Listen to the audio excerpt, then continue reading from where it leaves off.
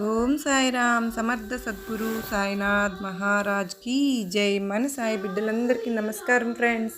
ఎలా ఉన్నారండి? ఏం చేస్తున్నారు? అందరూ బాగున్నారు కదా? మన సాయినాథుని దయ వలన అందరూ బాగుండాలని మనస్ఫూర్తిగా బాబావారిని వేడుకుంటూ ఆ సాయినాథుని కృపా కరుణ కటాక్షములు మనందరిపైన నిండుగా మెండుగా ఉండాలి అని మనస్ఫూర్తిగా బాబావారిని వేడుకుంటూ మీకందరికీ కూడా గురువారం శుభాకాంక్షలు.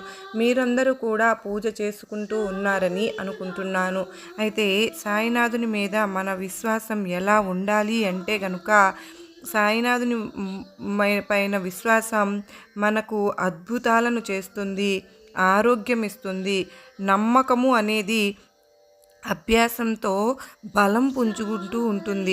ఇటువంటి విశ్వాసాన్ని మనం పెంపొందించుకోవడానికి సాయినాథునికి విశ్వాస పాత్రులుగా ఉండి సాయినాథుని ఉపదేశాలను బాగా అధ్యయనం చేసి మనం అర్థం చేసుకోవాలి. సాయినాథుడి అడుగుజాడలలో నడవాలి. అన్ని సంపదలు ఇచ్చినప్పుడు ఆహా బాబా ఎంత మంచివారు అనడము, కష్టం రాగానే అసలు నువ్వు ఉన్నావా అని ప్రశ్నించడం విశ్వాసం అని ఎప్పుడు అనిపించుకోదు ఫ్రెండ్స్. బాబా వారిని శరణు వేడిన భక్తులు కేవలం సాయినాథుని మాట మీద విశ్వాసంతో ఎన్నో ఇబ్బందుల నుండి బయటపడడం మనం సాయినాథుని చరిత్రలో మనకు కనిపించే నిత్య సత్యాలు. సాయినాథుడే నా దైవం, బాబాయే నా తండ్రి అని గట్టిగా సాయినాథుని పాదాలు నమ్ముకున్న భక్తులకు అన్నీ తానై సాయినాథుడే మనల్ని రక్షిస్తారు. బాబా వారి సాన్నిధ్యాన్ని మనకు ప్రసాదిస్తారు. ఇక ఈరోజు మన సాయినాథుడు మనకు ఈరోజు ఏమి సందేశం ఇస్తూ ఉన్నారు అంటే, తల్లి ఈ గురువారం రోజున చూడగానే ఒక్కసారి నన్ను తాకి చూడు, నీకోసం వచ్చినటువంటి శుభవార్త ఏమిటో తప్పకుండా తెలుసుకో అని అంటున్నారు.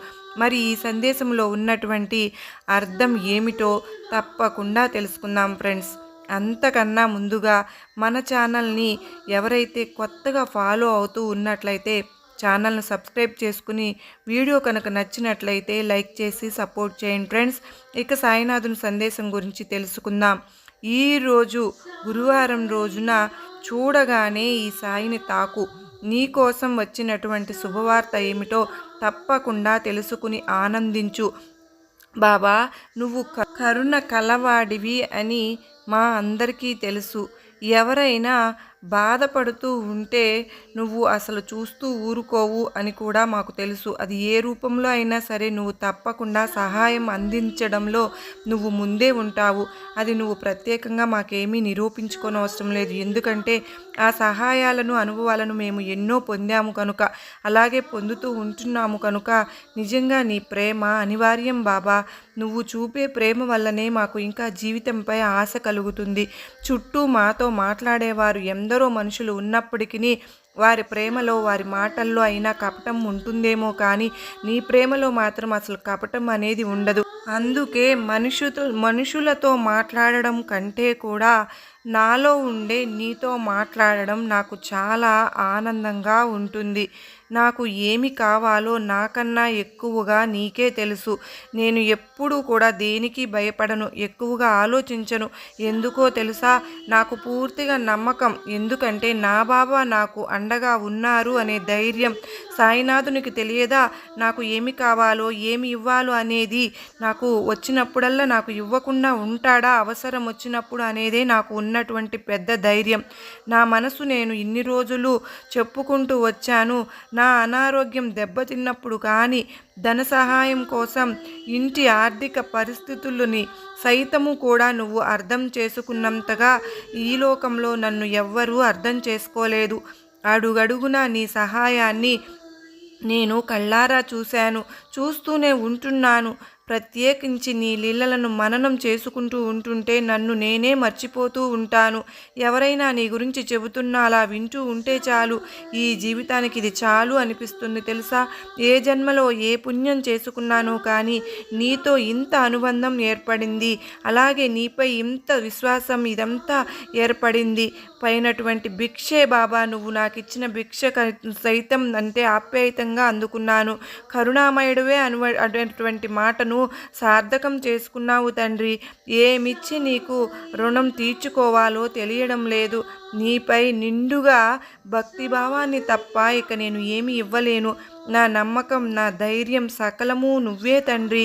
అయితే కొంత మంచితనం కంటే ఎక్కువ అతి మంచితనం వలన జీవితంలో కొందరి చేతిలో మోసపోయినా కూడా నాకు మంచే జరిగింది తెలుసా. వారేమిటో, వారి స్వభావం ఏమిటో నాకు బాగా అర్థమైంది. అలాంటి వారిని చూస్తూ నిజంగా సహాయం కోరేవారిని, మంచివారిని కూడా నమ్మాలి అంటే చాలా భయంగా ఉంటుంది బాబా. నిజం చెప్పాలంటే ఒక్కొక్క మనిషిలో బలం ఒకలా ఉంటుంది. ఒకరికి శారీరక బలం ఉంటుంది, మరొకరికి బుద్ధి బలం ఉంటుంది. వీటన్నిటికీ కావలసింది మానసిక బలం, మరి వాటిని కూడా కావలసింది ధైర్యం. అది ఇంకా చాలా ముఖ్యం. అది ఒక ధర్మంగా, నీతి నిజాయితీగా ఉండేవారికి మాత్రమే ఉంటుందని నిరూపించావు. అలా ఉండేవారి గురించి నాకు అండగా ఉన్నావు. నమ్మకాన్ని కూడా నువ్వు నాకు కల్పించావు. ఇదంతా ఎందుకు చెబుతున్నాను అంటే తెలుసా బాబా, జీవితంలో కొందరు మంచితనం అనే ముసుగు ధరించి వారి స్వార్థం కోసం, వారి అవసరాల కోసం మన ద్వారా సహాయాన్ని పొంది కూడా మనల్ని ఊహించని విధంగా దెబ్బ కొట్టి మనల్ని ఎటు కదపలేనటువంటి పరిస్థితికి తీసుకొచ్చారు. అందులోనూ నేను కూడా చిక్కుకున్నాను. అయినప్పటికీ నేను నిండా మునిగిపోయినా నాలో ఉన్న ధైర్యమే, నాకు నీపై ఉన్న నమ్మకమే ఈరోజు నాకు శ్రీరామ రక్షగా వెన్నంటి నిలిచింది. చేసిన మంచి ఏదో ఒకరోజు తప్పకుండా మనకు ఉపయోగపడుతుంది. ఇదే సత్యాన్ని నేను తెలుసుకున్నాను. ఇవన్నీ నేను నీకు కృతజ్ఞతాభావంతో చెబుతున్న మాటలు బాబా. కానీ నాలో ఇన్ని కోల్పోయినా కూడా నిన్ను డబ్బు పోగొట్టుకున్నాను, కొందరి వల్ల నా అనుకున్న వారిని దూరం చేసుకున్నాను, నేను కష్టపడిన దాంట్లో వచ్చిన లాభాలను దూరం చేసుకున్నాను. కానీ ఇన్ని పోయినా నాలో ఇంకా ఈ ధైర్యం, ఆత్మస్థైర్యం ఎలా మిగిలి ఉన్నాయి అనుకుంటున్నావు? అవన్నీ కూడా నీ దయే. ఇన్ని దూరం చేసావు, అన్నీ ఎప్పుడైనా నిన్ను ఏ కోసైనా కూడా లేదు కదా నాకు. ఎందుకంటే అవన్నీ నాకు శాశ్వతం కాదు అని, కేవలం భ్రమ అని ఆ వ్యామోహంలో నువ్వు చిక్కుకుంటావా లేదా అని నువ్వు నన్ను పరీక్షిస్తున్నావని నాకు తెలుసు. నన్ను రక్షిస్తున్నావని తెలియదా ఏంటి? ఎన్నో మంచి అవకాశాలు అడగకుండానే చాలా సంతోషాలను, అలాగే మంచి జీవితాన్ని నువ్వు నాకు ఇచ్చావు. మరీ చెప్పాలి అంటే నాకు మంచి ఆరోగ్యాన్ని ఇచ్చావు, మంచి ఆలోచన జ్ఞానాన్ని ఇచ్చావు. ఇవి చాలవా బాబా? నాకు మరలా పోగొట్టుకున్నవన్నీ కూడా నీ దయతో మరలా తప్పకుండా మొదలు పెడతాను. నా కోసం మాత్రమే కాదు, నన్ను నమ్ముకున్న నా కుటుంబం కోసం కూడా నీకు ఉన్న విజయ పరిజ్ఞానానికి చాలా గర్వపడుతున్నాను. అలాగే నన్ను అందరూ పూజిస్తారు, నమ్ముతారు. కానీ అందులో అతి కొద్ది మంది మాత్రమే ఇలా నీలాగా ఉంటారు తల్లి. నిజంగా నిన్ను చూస్తూ ఉంటే నాకు చాలా గర్వంగా ఉంది బిడ్డ. నీ జీవితంలోనో నీకు అన్ని రకాల అనుభవాలను ఇచ్చాను. అయితే కొన్ని రోజులు ఆనందంలో నిండి ఉన్నటువంటి గొప్ప రోజులు ఇచ్చాను. కొన్ని సమస్యలతో నిండి ఉన్న రోజులను చూశావు. అన్నీ సహనంగా స్వీకరించావు. ఎంత నష్టం వాటిల్లినా దానినే తలుచుకుంటూ కృంగిపోకుండా, ఎవరిని కూడా అందుకు నిందించకుండా మరలా మొదలు పెట్టాలి అని అనుకుంటున్నావు చూడు, అది నిజంగా గొప్ప విషయం. దానికి నీకు మంచి రోజుతో సంబంధం ఏమీ లేదు.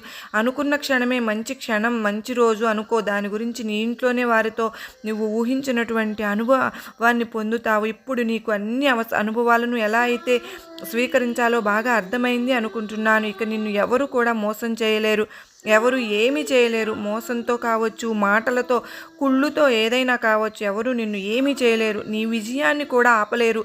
ఎంత క్లిష్ట పరిస్థితులు ఎదురైనా నువ్వు సత్య మార్గాన్ని అనుసరించి వచ్చావు కనుక నీ జీవితం కూడా ఇక నీకు అనుకూలంగా మారబోతుంది. ఈ సంఘటనలతో అనుకోనటువంటి నువ్వు లాభాన్ని చూస్తావు. నువ్వు ఏడ్చినటువంటి ప్రతి దాన్ని, నువ్వు చేసేటటువంటి ప్రతి త్యాగాన్ని నేను అన్నీ చూశాను. అవేమీ కూడా వ్యర్థం కావు.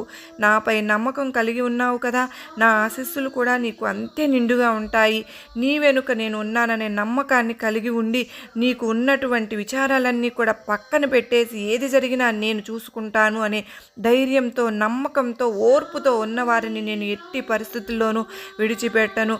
నేను కేవలం నిమిత్త మాత్రుడినే, ఇదంతా కూడా భగవంతుని యొక్క అనుగ్రహం వల్లనే జరుగుతుంది. సకలము కూడా నాకు చక్కబెడతాడు. ఆయన కార్యసిద్ధి కోసం ఈరోజు నువ్వు ఈ ఒక పని చేయి. నాకు ఇష్టమైనటువంటి అలాగే గురు అనుగ్రహాన్ని నీకు ఇంకా బలంగా మార్చేకునేందుకు ఈరోజు గుడి ముందర కొంతమంది భిక్షకులు నీకు తోచినంత దానం ఇచ్చిరా.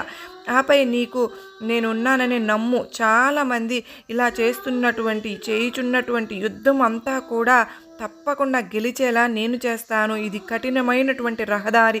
నువ్వు బాగా అలసిపోయి విసిగిపోయి ఉన్నావు. అయినప్పటికీ నీ విజయానికి తప్పకుండా ఒక మంచి రహదారులను తెరిచే ఉంచుతాను.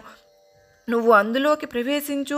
మంచి రోజులు ప్రారంభానికి, చెడు రోజుల ముగింపుకు తప్పకుండా ఒక సమయం అంటూ వస్తుంది అంటారు కదా. అది ఇప్పుడు నుండి నీకు మంచి రోజులు ప్రారంభానికి ఒక మంచి సమయం ఆరంభం కాబోతుంది. ఆ సమయం వచ్చే వరకు ఓర్పుగా శ్రద్ధగా ఎదురు చూశావు కనుక నీ వంతుగా నువ్వు బాగా కృషి చేశావు.